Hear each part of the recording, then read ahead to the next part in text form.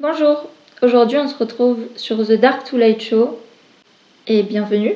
J'avais fait déjà 3 autres vidéos sur la chaîne, une vidéo teaser, une vidéo présentation et une vidéo interview où je racontais un petit peu mon parcours, mais sous une forme un peu film, etc. Mais là j'ai voulu reprendre et en faire une autre sous le réel format que je voulais faire avec mes invités pour la suite. Et aujourd'hui, j'ai l'honneur d'être interviewée par Matteo Dassé pour cette première vidéo. Bonjour Matteo. Bonjour Paloma. Enfin, du moins bonsoir, puisqu'il fait nuit. 23h30. Je te laisse le fil des questions. Avec plaisir, merci beaucoup. Merci à toi. Déjà écoute, moi je vais en profiter pour te poser une question qui n'est pas écrite, d'accord? Mais tu es la première interviewée de ta chaîne et tu es interviewée par l'un de tes premiers invités. Oui. Comment tu te sens par rapport à ça, par rapport au lancement de ta chaîne, au lancement de cette émission? Alors, comment tu te sens? Très reconnaissante, franchement. L'univers est fait, mais l'univers est incroyable. Il envoie des personnes, des opportunités, tout est abondance. On ne rencontre jamais personne par hasard. Et je suis vraiment très contente de t'avoir rencontré. Et vraiment, si aujourd'hui là on est là, c'est grâce à Matteo. Il s'est donné, il m'a aidé et ça n'a pas toujours été comme ça. Là en ce moment je rencontre de très bonnes personnes et je suis vraiment très reconnaissante et j'ai foi en l'avenir. Et ouais, non vraiment c'est très cool. Écoute, merci pour cette confiance que tu m'accordes. Et merci à toi surtout de me donner l'opportunité de pouvoir le faire des deux côtés de la caméra. Enfin, en l'occurrence, je suis toujours devant, mais des deux côtés de l'interview. C'est très très chouette. Très heureux que ton show puisse enfin Moi aussi. Ouvrir ses ailes et s'envoler. Et écoute, sans trop attendre, on va commencer avec les questions que tu as écrites pour toi-même. Alors je me permettrai peut-être d'en rajouter une ou deux évidemment. Hein. Comme tu veux. Alors la première, Paloma, est-ce que tu peux nous dire dans quelles conditions et dans quel environnement tu as grandi? Alors, mon père, je le connais pas. Ma mère, elle était toxicomane. C'était une dame qui se droguait.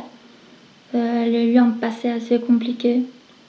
Sa famille, sa mère était alcoolique. Son père était violent. Elle est tombée dans la drogue. Elle a été dans des foyers pour adultes. Et c'est là qu'elle a rencontré mon père. Et mon père avec qui elle n'était pas du tout en couple.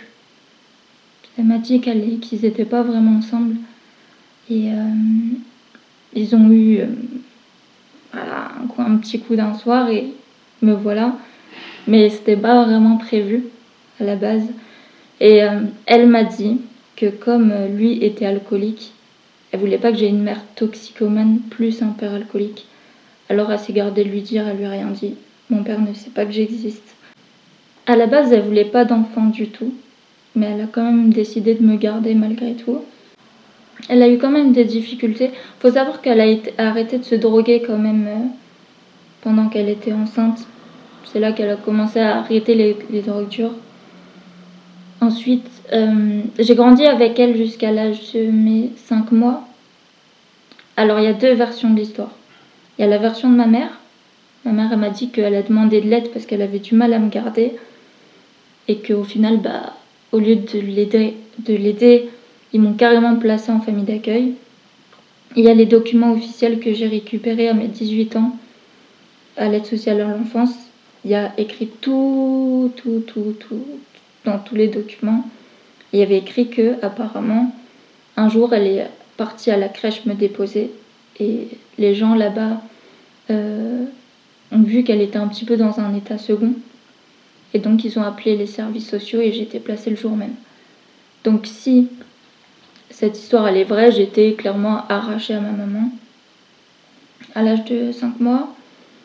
De 8 mois. 8 mois. Après, j'ai été placée en famille d'accueil.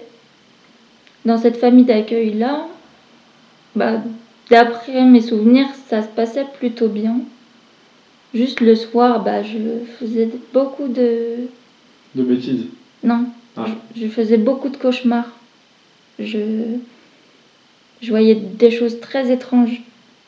Et je vivais des nuits étranges. Il y avait ma vue qui se brouillait et je commençais à voir des choses d'autres mondes alors que j'étais dans ma chambre. Enfin, il se passait des dingueries en fait quand j'étais petite dans la chambre. C'était trop bizarre. Et à cause de ça, bah, j'ai commencé à me balancer. Je faisais comme ça, je me balançais, mais vraiment très fort pour arrêter de voir toutes ces choses. Et c'est la seule chose qui faisait que tous les cauchemars s'arrêtaient. Et je m'arrachais aussi beaucoup les cheveux. Et en fait, le problème, c'est que j'ai gardé cette habitude de me balancer depuis que je suis petite, depuis cette période-là. Et la chose problématique, c'est que j'ai le souvenir que dans cette première famille d'accueil, il faut savoir que j'ai fait mes 8 mois, mes 5 ans dans cette première famille d'accueil. Mais apparemment, il y a eu des trucs sexuels qui se sont passés alors que j'étais petite, tu vois. Genre, il y avait... j'étais moi et 2 autres garçons. Il y avait un grand frère et un petit de mon âge. Et le grand frère, il était grand enfant, mais il avait des délires un peu sexuels. Et du coup, il me semble que j'ai commencé à découvrir la sexualité à partir de là. Mais dans l'ensemble, sinon, j'ai des bons souvenirs de cette famille d'accueil. Ensuite, ma mère, elle a voulu me récupérer à l'âge de mes 5-6 ans.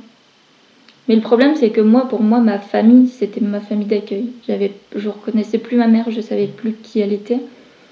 Et donc, ça a été compliqué. Je devais venir la voir de temps en temps pour m'habituer, mais c'était très compliqué parce que pour moi, j'allais chez une inconnue. Du coup, je tapais des crises et j'avais super peur. Parce que pour moi, tu vois, c'était une dame qui m'enlevait de ma famille. Donc, je comprenais pas. Donc, il a fallu un certain temps pour que je comprenne que c'est ma vraie mère et qu'il faut que je retourne là-bas. Et donc c'était un peu compliqué la relation avec ma mère. Donc à l'âge de 5-6 ans, je suis retournée chez elle. Mais c'était très paradoxal. Je l'aimais beaucoup. Mais d'un côté, c'était super chaotique. On avait une relation très chaotique entre amour et haine. Et moi, j'étais un petit peu une diable avec elle. Je lui tapais beaucoup de crises. Et à l'école, c'était pas possible. On ne pouvait pas me laisser à l'école sans ma mère.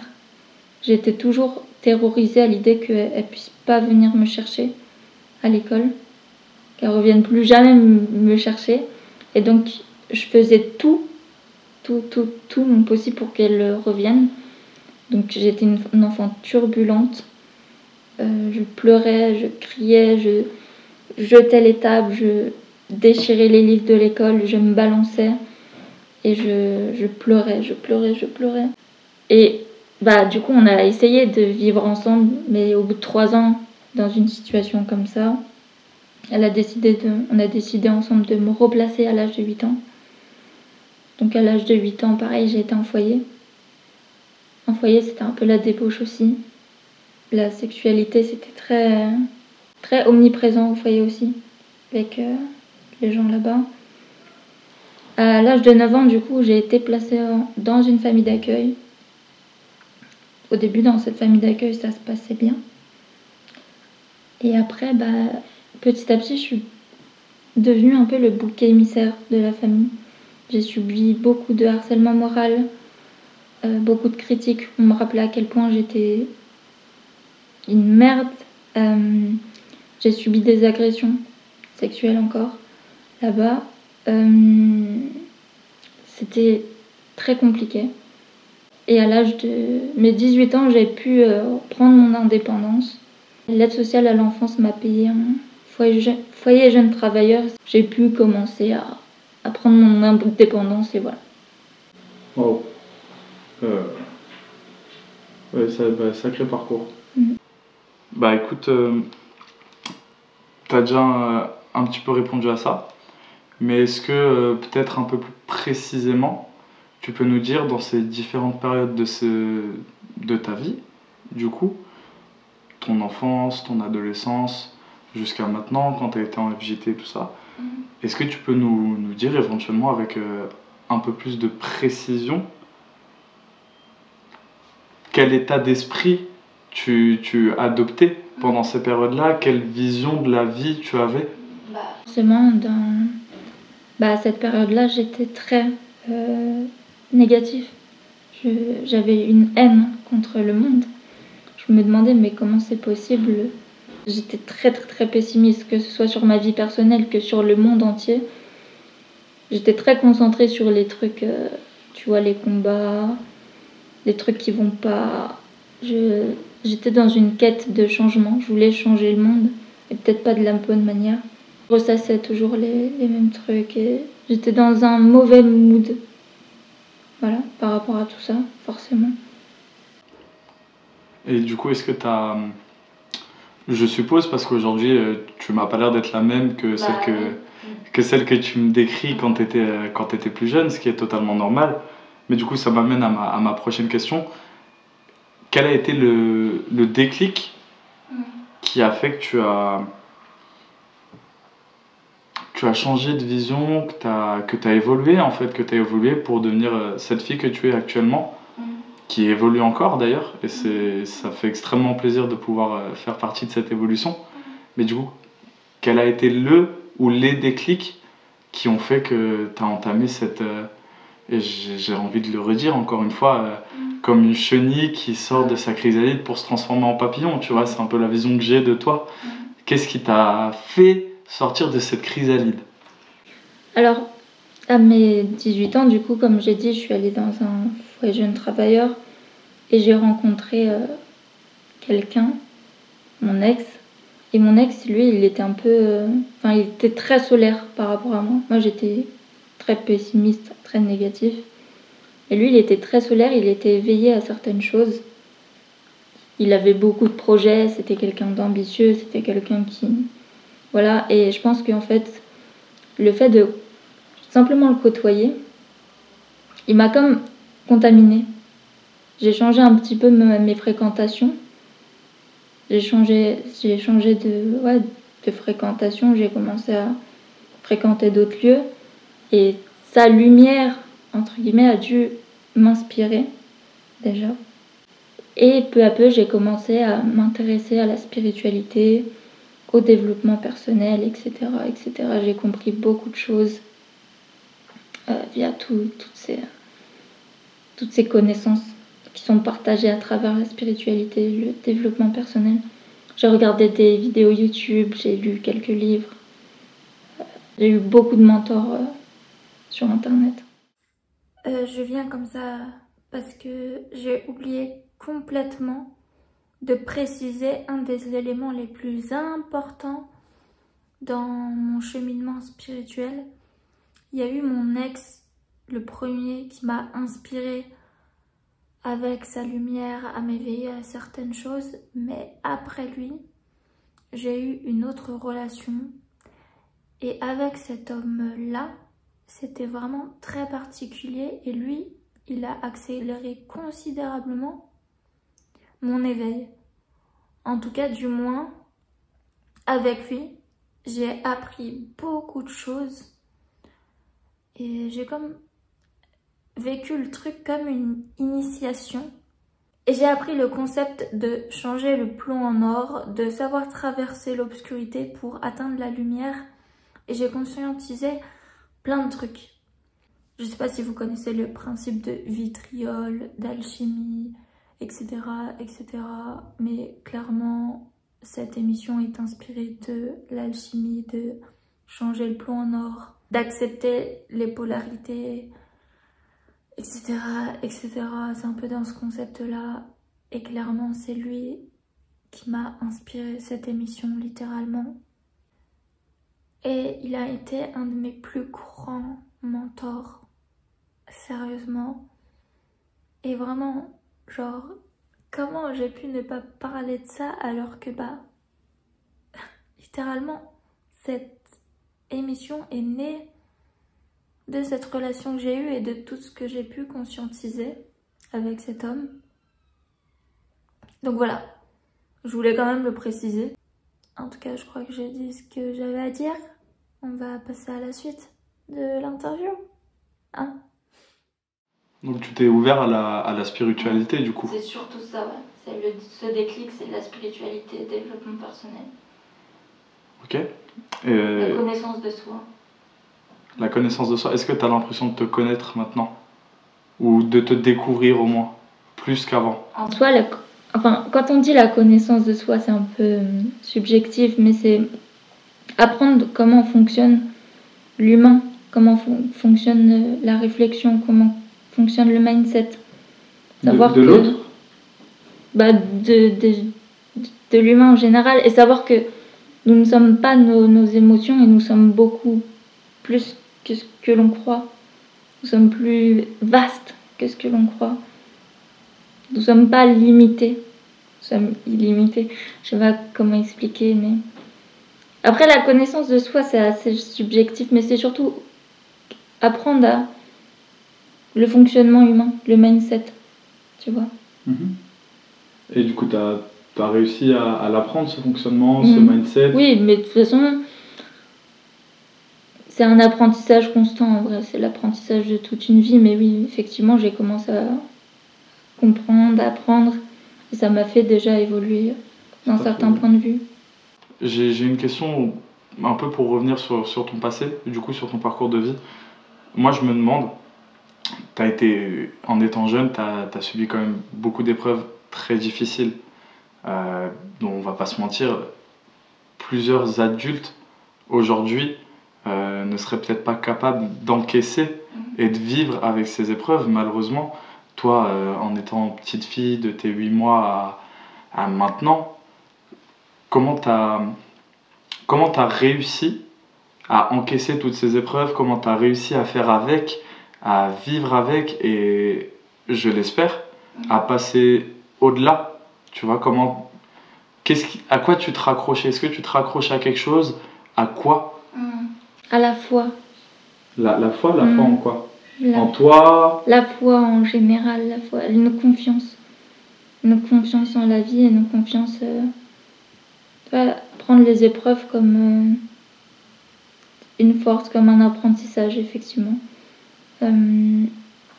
Par exemple, pour en revenir à mon ex avec qui je me suis éveillée à certaines choses, ça s'est un peu mal terminé et il a fini par me jeter à la rue alors que j'étais orpheline. D'ailleurs, c'était une période assez dure. Mais comme je commençais à m'éveiller à la spiritualité, au développement personnel, à la loi d'attraction, au mindset, etc., j'ai comme un peu préparé. Il faut savoir qu'en étant orpheline à l'aide sociale à l'enfance, une de mes pires craintes, c'était justement de me retrouver SDF dans la rue. Et tu vois, t'as pas la famille. Tu peux pas te dire, tu t'appelles maman, t'appelles papa, t'appelles... Non. J'avais personne sur qui compter. Là, je me retrouve SDF à la rue. Il me jette dehors. Et ça, c'était ma pire peur. Et en fait, c'était une bénédiction cachée parce que j'ai pu rebondir. En fait, quand tu fais face à ta pire peur, il y a rien de pire qui peut t'arriver, tu vois. Et au final, j'ai réussi à traverser ça d'une manière miraculeuse. J'ai trouvé des hébergements d'urgence. Simplement en gardant le mindset, la foi, il y a des opportunités qui se sont présentées à moi. J'ai réussi à avoir un appartement, un job, sans même trop chercher difficilement. Le job, on me l'a proposé. C'était un ami d'une autre formation qui m'a dit oui, je sais que tu cherches. D'ailleurs, j'avais le job en tête. Je savais que je voulais travailler dans un certain magasin. C'était impossible de travailler dans un autre magasin, il fallait que ce soit dans ce magasin-là. Et cet ami-là m'a recontacté. Il m'a dit oui, je sais que tu cherches un travail. Moi, à Pôle emploi, j'ai fait une certaine formation avec ce magasin. Du coup, toi, tu peux essayer. Et c'était le magasin en question que je voulais, tu vois. Et le logement, il y a une dame qui m'a fait confiance. J'ai fait un petit post sur Facebook en expliquant ma situation. J'avais même pas encore mon CDI. J'avais même pas encore l'argent. J'avais rien signé. J'avais pas tous les documents qu'on demande pour, tu vois, les logements et tout. Et au final, la dame m'a fait confiance et elle m'a fait louer son appartement alors que j'avais même pas encore signé mon CDI.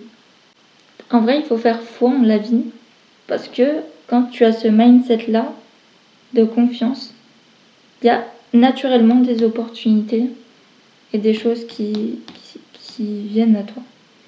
Il y a un truc aussi que j'ai oublié de dire, c'est que ma mère n'est plus de ce monde. En 2013, elle était dépressive et elle n'arrêtait pas de menacer, de faire des menaces. Elle a fini par passer à l'action en 2013. Après la mort de sa propre mère, elle a eu beaucoup de regrets. Enfin, passer à l'action, entre guillemets, parce qu'à l'hôpital, ils disent une autre version, mais moi, elle n'arrêtait pas de me dire que... Voilà. Donc j'étais prévenue. Et en janvier 2013, elle est partie. Janvier 2013. Et cette histoire, elle est particulière parce que j'ai pas réussi à la dissuader, j'ai pas réussi à être là à ce moment-là. Et avec du recul, maintenant que j'ai le mindset, maintenant que j'ai eu les clés, j'ai quelques regrets. Je me dis que si j'avais su ça avant, j'aurais pu lui transmettre ce mindset, mais comme moi-même j'étais négative à cette époque-là, et rancunière aussi parce qu'on s'était disputé. Il faut savoir on avait eu une grosse dispute à Noël, et je l'avais pas pardonné. Elle m'avait dit que j'étais plus sa fille, et qu'elle allait me faire adopter par la famille d'accueil, et je l'ai pas pardonné. Et après, elle a fait des menaces, etc. Et elle a mis fin à ses jours. Et j'ai pas pu la pardonner avant qu'elle parte. Et ça, c'est un regret. Parce que je me dis que j'aurais pu peut-être, tu vois, si j'avais eu les clés là, lui transmettre à ce moment-là. Mais en fait, j'ai pas pu. Mais, récemment, il y a 1 an, donc ça c'était en 2013, là on est en 2023, 10 ans après, j'ai un ami au lycée qui a eu un enfant avec une fille. Et cette fille-là, cet ami, malheureusement, il n'est pas sérieux avec sa copine. Il a eu un enfant, mais il n'est pas sérieux avec elle. Et quand il venait, elle l'appelait souvent. Et je sentais qu'elle était dans un désespoir total, qu'elle se sentait pas bien. Elle avait, du coup, ils avaient un enfant ensemble, le petit. Et elle était inquiète. Elle était inquiète. Et elle faisait pareil, des menaces de, tu vois. Elle menaçait qu'elle allait mettre fin à ses jours. Et je sentais que même si parce qu'elle était fâchée quand cet ami-là, il venait chez moi. Il savait pas ce qu'il faisait. Mais moi, c'est juste un pote. Et j'ai ressenti vraiment l'appel de venir vers cette fille-là. De lui parler. Et de lui transmettre les clés que j'avais. Parce que c'était hors de question que je sois témoin d'un truc pareil. En sachant que ma mère, elle est passée par là. Donc, j'ai eu l'idée et l'envie de lui transmettre à elle toutes les leçons de vie, tout ce que j'ai appris, pour lui éviter ce que ma mère elle a fait, et pour pas qu'elle abandonne son bébé, pour qu'elle reste ici. J'ai eu de très longues conversations avec elle, et j'ai réussi à la dissuader, et j'ai réussi aujourd'hui à lui redonner foi en la vie. Et aujourd'hui, elle a des projets, elle avance, et je suis si fière d'elle. Et en fait, tu vois, cette expérience-là, le fait que j'ai perdu ma mère, ok, mais cette leçon-là, j'en ai tiré quelque chose pour sauver une autre personne. Et pour aider et pour apporter, tu vois. Donc rien n'arrive par hasard. Et c'est devenu une très bonne amie. Je suis émotionnelle un peu, mais voilà. Du coup, rien n'arrive par hasard. Et vraiment, je vous dis, l'univers est très très bien fait. L'univers est bien fait, même quand on vit les pires choses, on peut transformer ça en quelque chose de bien. La preuve. J'ai pu faire quelque chose avec cette fille, et cette fille, elle a une place importante aujourd'hui dans mon cœur. Et touche ton nez parce qu'il est minuit 00000. J'en ai peut-être dit un trop, mais les heures symboliques, les heures miroirs, pardon, c'est très très symbolique. Et surtout celle-ci, parce que c'est un signe de renouveau en fait, c'est une journée qui recommence. Et là, ça littéralement, je mens pas, je peux vous montrer, je pense. Hop là, 000. Elle arrive au moment où tu racontes en fait littéralement comment t'as pu sauver une vie. Et en fait, t'en as sauvé une et c'en est une nouvelle qui a commencé. Donc c'est ultra symbolique que ce soit sur... Il y a beaucoup cette symbolique entre nous, entre moi et cette fille d'ailleurs. On en parle souvent. Non, vraiment, on a une très forte relation avec cette fille. Elle me rappelle beaucoup. Enfin, il y a beaucoup de synchronicité par rapport à maman et cette fille-là. Ouais. Comme quoi, l'univers et les étoiles s'alignent encore une fois ce soir. C'est plutôt incroyable. Voilà. Donc, en gros, mes pires expériences, le fait que je devienne SDF, que je traverse ma pire peur, bah, ça m'a permis de prendre mon indépendance, de trouver un taf, de trouver un appartement. Et c'est ce que je voulais à la base, en fait, prendre mon indépendance. Bon, j'ai emménagé avec mon chéri, ça s'est mal terminé, mais à la base, je voulais vraiment prendre mon indépendance. Au final, le fait qu'il me jette à la rue, bah, c'était une bénédiction cachée. Pareil avec cette fille-là. C'est une des pires choses qui puisse arriver de perdre sa maman. Mais j'ai pu rencontrer une très très bonne amie et partager de très riches choses avec elle. Voilà. Et 10 ans après, ça aussi c'est vachement symbolique. 10 qui est un chiffre, enfin c'est tout rond. Ouais. C'est assez symbolique dans plein de... On dit qu'il faut 10 ans à quelqu'un pour vraiment maîtriser ce qu'il est en train d'apprendre. Ouais. Qu'il faut au moins 10 ans à une personne. Et du coup, moi je trouve ça vachement symbolique, encore une fois, que 10 ans plus tard, comme si un petit peu... au bout de ces 10 ans, tu vois, t'avais enfin, je sais pas, peut-être fait le deuil ou accepté que ta maman, paix à son âme, elle soit partie. Et pareil, 10 ans, un renouveau, en fait, la Paloma de 2013 qui en 2023, en 2013 qui perd sa maman et en 2023 qui sauve une vie. C'est quand même assez beau, c'est émouvant même. Et après toutes ces symboliques, je vais te poser une question peut-être un peu plus légère, mais tout aussi importante à mes yeux. Après tout ce que tu as vécu, après ton évolution qui est toujours en cours actuellement là, comme tu es en face de moi, c'est quoi ta vision de la vie? Ta vision de la vie, okay. Et comme la question précédente, c'est quoi ton état d'esprit aussi? Alors, ma vision de la vie, c'est ça, le 3. Il faut savoir que le 3 est le triangle. Le 3, ça représente la dualité et le troisième qui réconcilie les opposés. Il faut savoir que du coup, j'étais très dualiste un peu à l'époque. C'était un peu moi contre le monde, etc. En fait, j'ai compris que pour faire la paix, je cherchais la paix, d'accord. J'ai toujours essayé de chercher la paix, mais en étant en opposition avec certaines choses, avec certaines personnes, etc. En fait, pour vraiment faire la paix avec quelqu'un, il faut pas se diviser. justement, il faut s'unir. Donc, il faut ouvrir son cœur, il ne faut pas le fermer. Déjà, ça, c'est une de mes visions. Et chaque épreuve, même si pendant qu'on la vit, c'est assez compliqué, comme je le disais précédemment, ça nous apprend certaines choses. Et parfois, ça a même un sens, comme les exemples que j'ai donnés.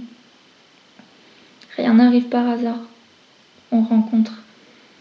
Tout dépend du mindset qu'on a, tout dépend de l'état d'esprit. Quand je me ferme, je rencontre pas vraiment des personnes et je reste dans mon truc à ressasser les mêmes choses. Et quand je commence à faire l'effort de m'ouvrir un petit peu au monde, et là, miraculeusement, je rencontre les bonnes personnes. Il y a les bonnes opportunités qui viennent à moi. Là, j'ai rencontré des personnes incroyables qui me font confiance, qui m'aident à tourner cette émission. C'est juste fou, je trouve. Et je suis très très reconnaissante en la vie. Il y a de très belles choses qui peuvent arriver quand on ouvre son cœur et quand on fait confiance. Et j'invite d'ailleurs beaucoup, tout le monde, à écouter son cœur, c'est vraiment important. Notre cœur sait où nous guider. Il ne faut pas écouter les gens à l'extérieur qui nous volent un peu nos rêves ou qui nous rabaissent ou qui nous... Voilà. Notre cœur, je pense, nous emmène naturellement vers notre destinée. Il faut savoir l'écouter. Et ouais, l'univers est très très très bien fait. La vie est très bien faite. Tu peux nous dire justement ce que tu as au niveau du cœur là? Là? Ouais. Ah oui. Ça, c'est la croix de... J'avais donné cette croix à ma maman. J'avais fait un voyage à Lourdes pendant un week-end. Et avec ma famille d'accueil. Ma famille d'accueil est croyante, mais moi je ne suis pas croyante. Je suis pas religieuse du moins. Elle est catholique ou chrétienne, je sais plus. Et elle voulait m'emmener à Lourdes et elle m'avait invitée à offrir cette croix à ma mère. Ma mère non plus n'est pas croyante, mais m'a invitée quand même à lui offrir. Et elle la portait toujours. Depuis que je lui ai offert, elle la portait. Elle n'arrêtait pas de la porter. Il faut savoir que quand elle est partie en 2013, mais cette croix, je l'avais oubliée. Honnêtement, j'avais oublié cette croix. Une fois que j'ai été majeure, l'aide sociale à l'enfance m'a invitée à récupérer plein de choses. Comme j'allais bientôt rompre les contrats avec eux et prendre mon indépendance, il fallait que je reprenne des archives, déjà tous les documents et plein de choses, et notamment cette croix-là. Il faut savoir que j'ai récupéré cette croix-là, récupérer cette croix-là, quand j'ai commencé à m'éveiller à la spiritualité et au développement personnel. J'aimerais juste revenir un petit peu sur la question que je t'ai posée juste avant et la réponse. Ça me fait penser que, tu vois, pour moi, les étoiles s'alignent d'elles-mêmes. Oui. Et pour moi, on peut aligner les étoiles nous-mêmes. T'en penses quoi de ça? Oui, t'as complètement raison. Et on en avait parlé dans un restaurant, toi et moi. Et oui, ça résonne beaucoup, effectivement. Il faut savoir provoquer sa chance. Et il faut savoir aussi voir les opportunités. Parce qu'il y en a plein. Il y a plein d'opportunités, mais il faut savoir les voir. Il faut savoir être attentif. Parce qu'il y a plein de signes en vrai autour de nous. Il y a plein d'opportunités. Et il faut savoir les cerner et les voir. Et les saisir, comme tu dis. Et j'avais pas forcément cette capacité-là à l'époque. Je voyais pas, j'étais fermée. J'étais fermée au monde. J'avais pas foi au monde et je détestais le monde. J'avais une dent contre tout ça. Mais non, maintenant que je me suis ouverte, effectivement, je comprends. Et je vois qu'il y a plein d'opportunités, il y a plein de signes. Je suis guidée naturellement par la vie. Tu as parlé de paix tout à l'heure, tu vois, tu as parlé de paix intérieure. Et tu te souviens à quel arrêt de bus on est descendu? Oui. On est descendu à l'arrêt La Paix. Tu te souviens où on est allé avant de venir ici ce soir? On est allé à Abbesse. Et Abbesse, tu m'as dit que c'était un endroit qui avait beaucoup de sens pour toi. Oui. Et également, ici, pareil, C'est justement là où je vivais avec mon ex et là où il m'a jeté à la rue. Donc c'est un lieu qui a beaucoup d'importance, tu vois. Et donc, aujourd'hui, on fait cette émission. C'est incroyable. C'est ça. C'est là que j'ai commencé à être SDF. C'est là que j'ai été jetée à la rue. Effectivement. Et je trouve ça fou. C'est incroyable. Ouais. Encore des étoiles qui s'allument. Et... C'est une belle revanche. Une belle revanche? Revanche sur la vie, revanche... Ouais. Est-ce que tu es contente d'être là où tu es actuellement? Oui. Et est-ce que tu as de l'ambition pour plus tard? Oui. Tu fais quoi actuellement dans la vie? Du coup, alors, je reviens. On est sur un nouveau cycle. J'expliquais que j'avais trouvé mon job, mon appartement. Mais du coup, là, maintenant, j'ai plus le même appartement. Je suis de nouveau dans un hébergement temporaire. Il faut savoir que j'ai été dans des hébergements d'urgence après avoir été SDF. J'étais dans des hébergements temporaires. Là, c'est pareil. J'ai atterri dans un logement. Bon, ça dure 2 ans. Et je suis sur le point de perdre mon travail. Il faut savoir que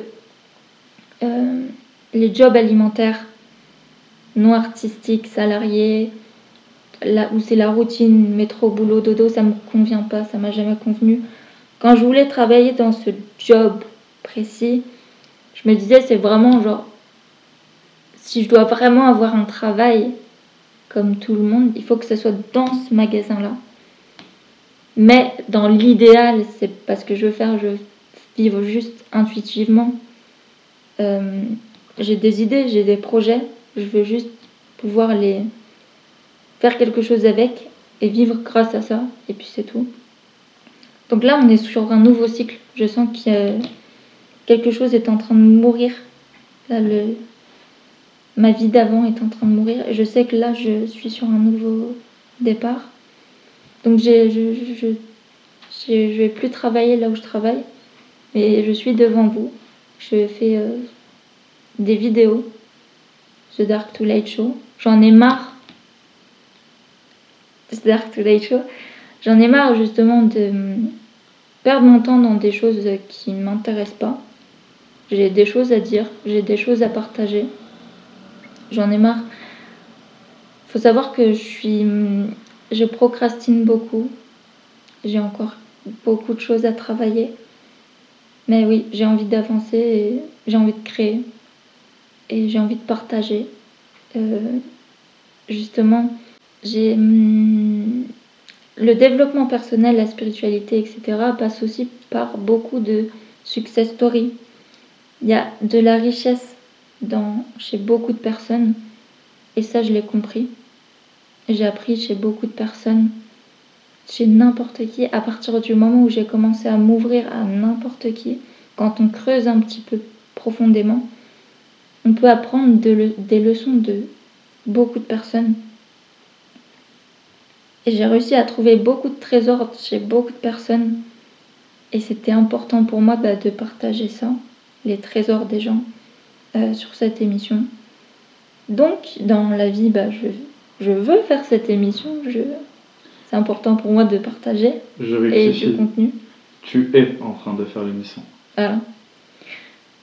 Et faire du contenu et juste vivre ma vie de façon inspirée, de concrétiser certains projets.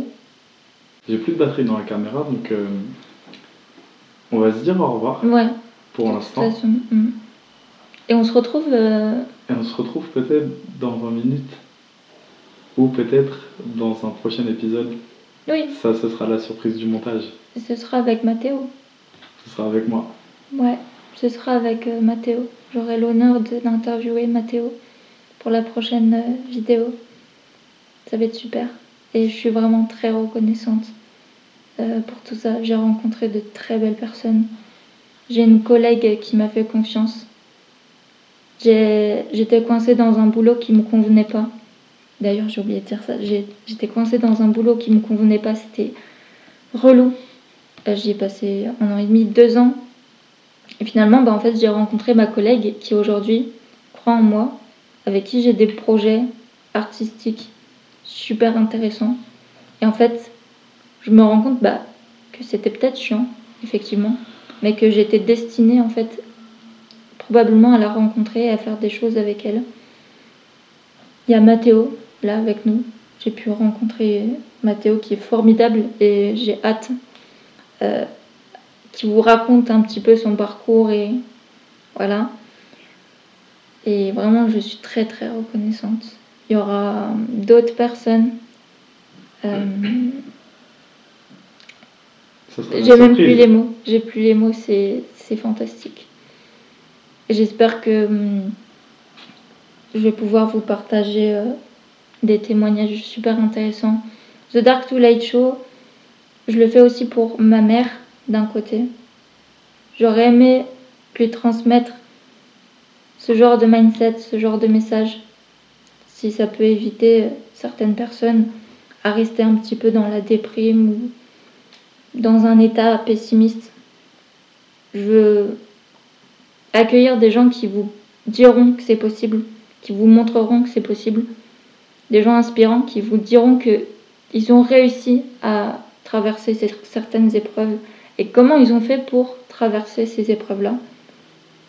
Et peut-être ça vous inspirera, je l'espère.